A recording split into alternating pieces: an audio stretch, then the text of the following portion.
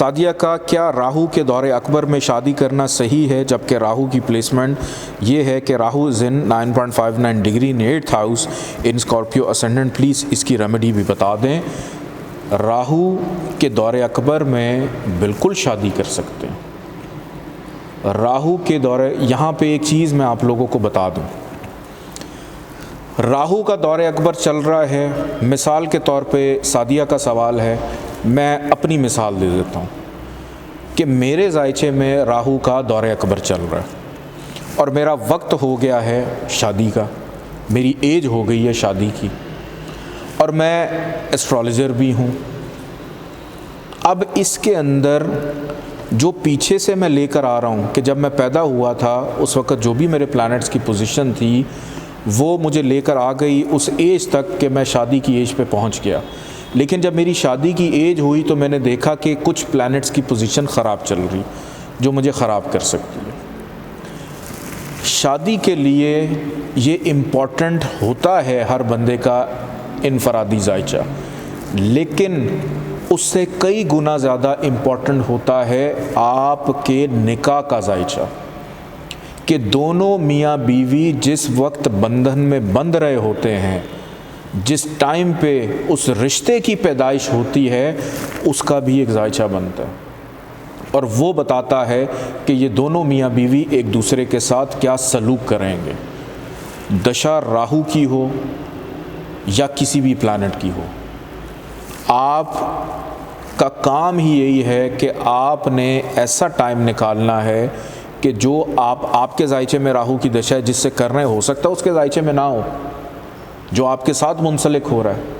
اس کا اچھا دور چل رہا ہے، آپ کا نہیں ہونے کا چل رہا ہے، اس کا تو چل رہا ہے، اس کے پاس آپشن بھی کوئی نہیں ہے، آپ ہی ہیں، بس آپ ہی سے شادی کرنی ہے اس نے، تو اس کے وجہ سے آپ کے کام سیدھے ہو جائیں۔ تو جب دو لوگ آپس میں ملتے ہیں تو دو ذائچے بنتے ہیں،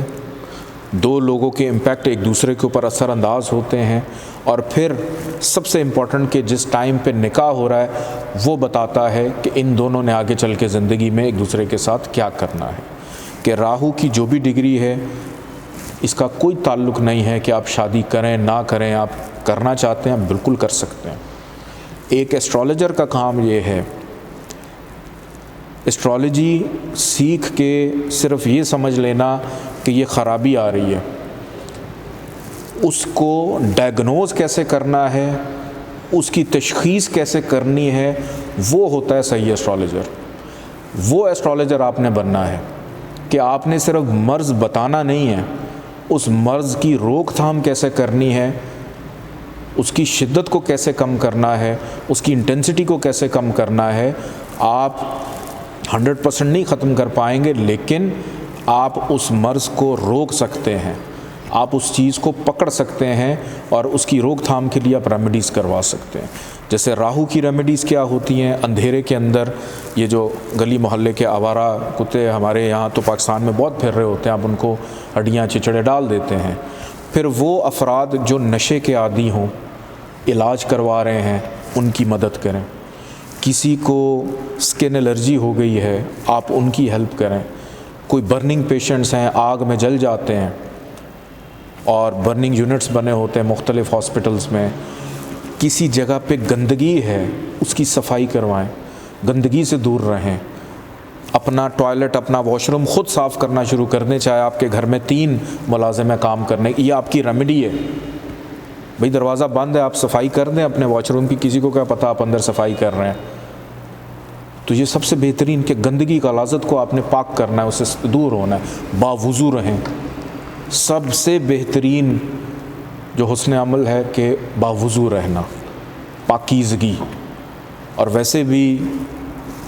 صفائی جو ہے وہ نصف ایمان ہے، کہ آدھا ایمان ہے۔ تو راہو کی سب سے بہترین ریمیڈی یہ ہے، اور بھی اس کی بہت ساری ریمیڈیز ہوتی ہیں، لیکن میں چاہتا ہوں آپ ایکسپلور کریں اس کو سمجھ کے۔ یہ جو ہم ناخن تراشتے ہیں ہر 2 ہفتے کے بعد 1 ہفتے کے بعد کہ اس میں گندگی میل، یہ راہو ہے، یہ نکلتا ہے، یہ دور ہوتا ہے آپ سے۔ آپ یہ داڑھی شاڑھی صاف کرتے ہیں، اپنے چہرے کو صاف کرتے ہیں، یہ کیا ہے؟ یہ راہو کو دور کر رہے ہیں، آپ اپنے آپ کو تر و تازہ کر رہے ہیں، یہ ریمیڈی ہے۔